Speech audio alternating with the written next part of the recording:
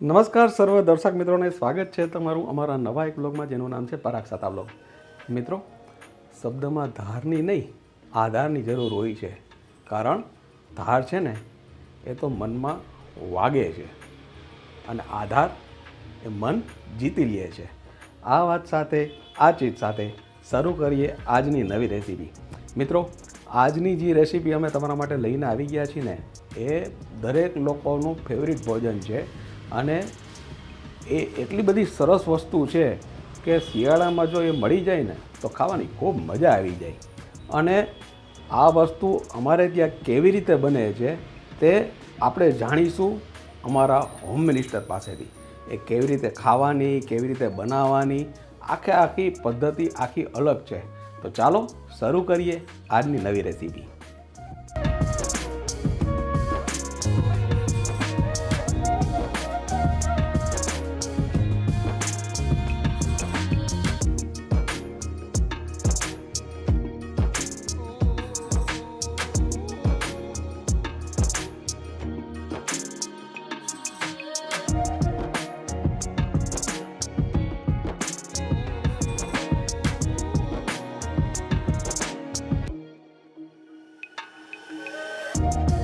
આપણે સૌથી પહેલા અડદની દાળ બાફવાની તૈયારી કરશું. આ 2 થી 3 ચણા માટે આપણે બનાવીએ છીએ.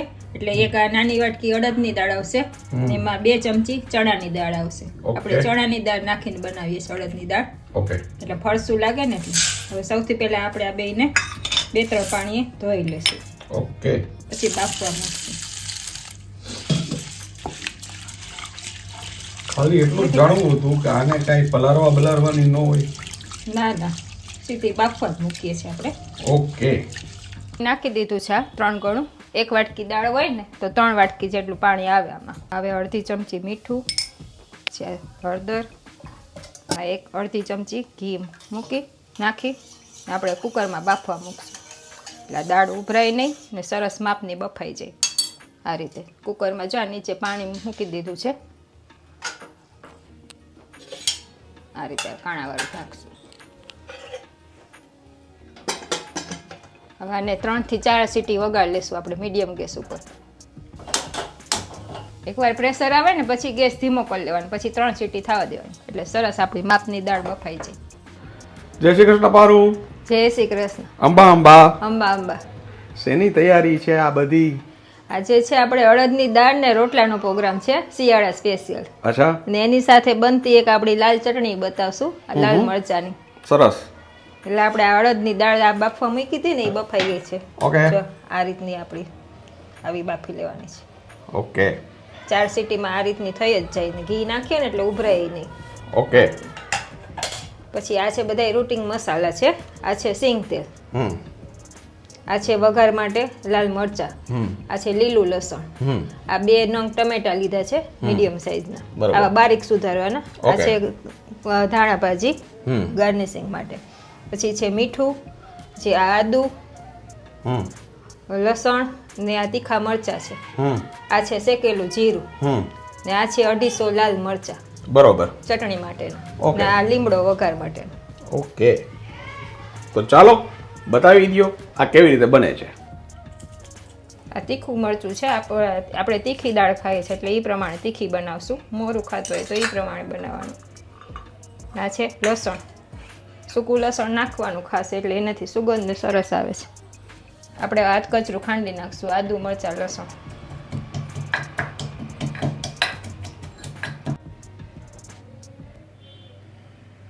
હવે આપણે દાળનો વઘાર કરી લઈશું. 2 ચમચા જેટલું તેલ લેશું આપણે આમાં. આપણું તેલ આવી ગયું છે. આ અડધી ચમચી જીરું છે. જીરું ગુલાબી થઈ ગયું છે. આ છે મીઠો લીમડો. પછી આ છે આદુ લસણ મરચાંની પેસ્ટ.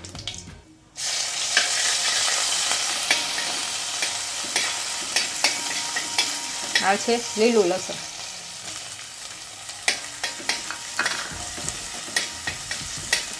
બે મિનિટ આને તેલમાં જ આ રીતે સાતળી લેશું.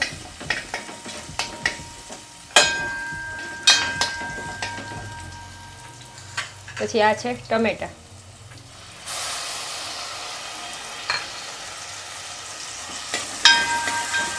ટમેટાને અને આમાં 2-3 મિનિટ આપણે સાતવી લેશું તેલમાં ને આદુ લસણ બધું કર્યું છે ને ફ્રાય એમાં. આ ટમેટા આપણા લગભગ સતળાવા આવ્યા છે. હવે આપણે આ દાળ બાફી છે ને એ આમાં એડ કરી દઈશું.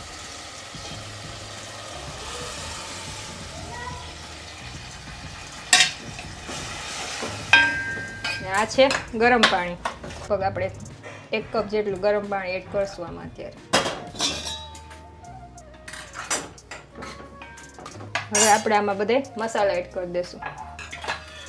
દાળ બાફવામાં આપણે મીઠું ને હળદર થોડુંક નાખ્યું છે એટલે એ પ્રમાણે નાખવાનું રહેશે આમાં. આ છે મીઠું સ્વાદ અનુસાર. હળદર પાવડર અડધી ચમચી,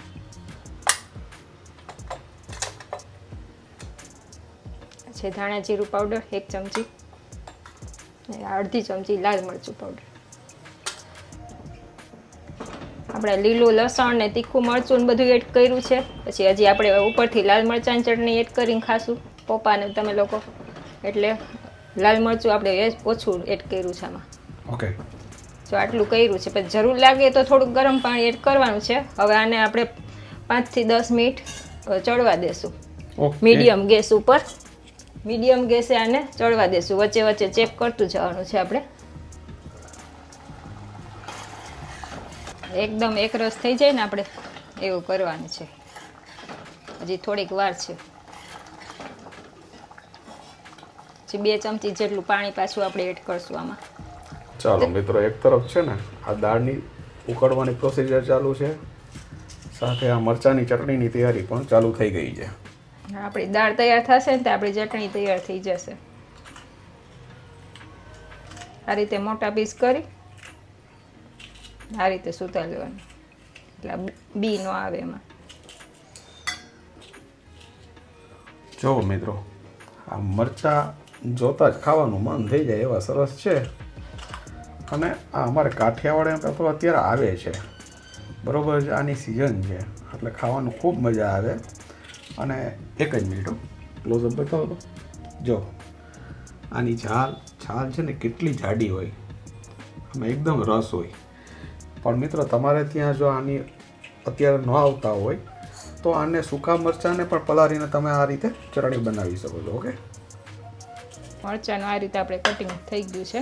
ઓકે, સૌથી પહેલાં આપણે આ આદુ લસણ છે ને એમાં એડ કરી દઈશું. એક આરે બધાય મરચાં નહીં આવે, અડધા મરચાં એડ કરીને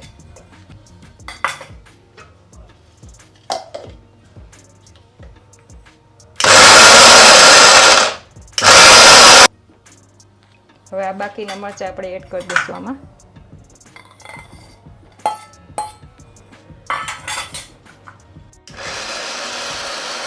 જો આ મરચાંનો આપણે સરસ પેસ્ટ તૈયાર થઈ ગઈ છે. હવે આ ચટણીમાં આપણે બધા મસાલા એડ કરી દઈશું. આ છે સ્વાદ અનુસાર મીઠું, આ છે શેકેલું જીરું. આ ખાસ એડ કરવું, આનેથી ચટણી સરસ આવે છે ટેસ્ટની સુગંધ.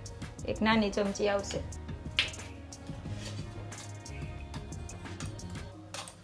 આ છે કાશ્મીરી લાલ મરચું 1 નાની ચમચી. હવે એકવાર પાછું ફેરવી લેશું એટલે આમાં સરસ મિક્સ થઈ જાય. આ ચટણી આપણી રેડી છે.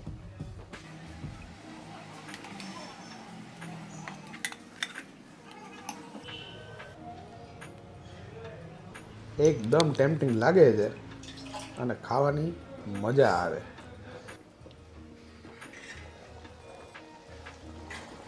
આ જો આપણી દાળ છે ને હવે એકરસ થઈ ગઈ છે. લગભગ દાળ બનતા 12 મિનિટ જેવું થયું હશે. ઓકે, જો દાણો એકદમ સરસ પાકી ગયો. હવે મસાલા ને બધું એકરસ આપણે આટલી થીક જોઈએ છે આપણને. પછી આમાં તો ગમતી હોય એ પ્રમાણે થોડી ઘાટી આછી કરવી એમ કરી શકાય. હવે આપણે આ ગેસ બંધ કરી દઈશું. ઓકે, હવે એક આની માથે તડકો આવશે. ઓકે, એક વઘાર મારશું આપણે ઉપરથી. 2 ચમચી તેલ એડ કરવાનું છે. તેલ આવી ગયું છે. અડધી ચમચી રાઈ, આ છે જીરું. આપણે રાઈ જીરું ફૂટી ગયા છે. આ છે હિંગ. આ છે લાલ મરચાં.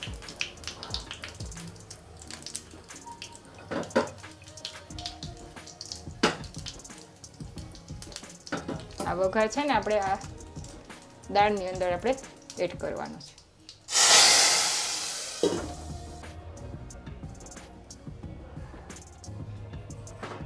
હવે આપણી દાળ આ રેડી છે. ઓકે. રોટલા અને અડદની દાળ સાથે લાલ મરચાંની ચટણી. કાંઈ ઘટે નહીં જીવનમાં.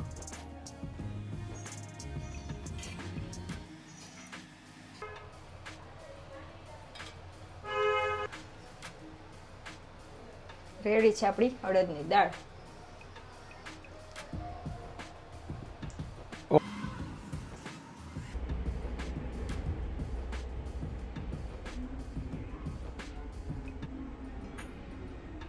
ચાલો મિત્રો, આવી ગયું છે આજનું આપણું ભોજન. હવે આપણે થોડીક દાળ લઈ લેશું આમાં ટેસ્ટિંગ પૂરતી. એ સર્વ કેવી રીતે કરાય એ તમને શીખડાવું છું, આખું બતાવું છું. અને એની માથે છે ને આ રીતે લાલ ચટણી નખાય. આ રીતે લાલ ચટણી નાખી અને આ પછી છે ને ચમચીથી આને મિક્સ કરવાની. તો આજનો ભોજન છે આપણું એકદમ તદ્દન કાઠિયાવાડી. અડદની દાળ છે, રોટલો છે અને સાથે છે ગોળ. ગોળના ગાંગડા વિના તો બધું નકામું. ચાલો હવે હું તમને ટેસ્ટિંગ કરીને બતાવું. આ લીધો રોટલો.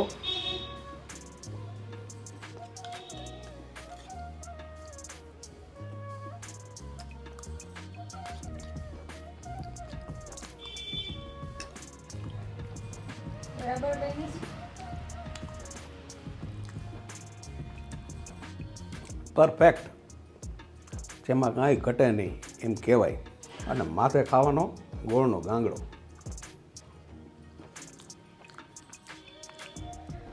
આવી સરસ મજાની દાળ એનો રોટલો મળી જાય ને તો ખૂબ ખાવાની મજા આવે અને એકદમ અલગ ટેસ્ટ આવે છે માથે ચટણી નાખવાથી. તો આશા રાખી છીએ કે તમે પણ આ રીતે જરૂરથી બનાવજો. અને જો તમને પસંદ આવે તો તમે વધુ લોકો સુધી આને શેર કરજો અને લાઈક કરજો. અને હા મિત્રો, જાતા માણસની અંદર સમાઈ જાય ને એ સ્વાભિમાન, અને માણસની બહાર છલકાઈ જાય ને એ અભિમાન. આ વાત સાથે, આ ચીજ સાથે ફરી મળીશું નવી વાત સાથે. ત્યાં સુધી સૌને જય હિન્દ, જય ભારત. અને હા, તમે અમારા પોતાના છો એટલે તમને કહી છે કે તમે તમારું ધ્યાન રાખજો, તમારા પરિવારનું ધ્યાન રાખજો. નમસ્કાર.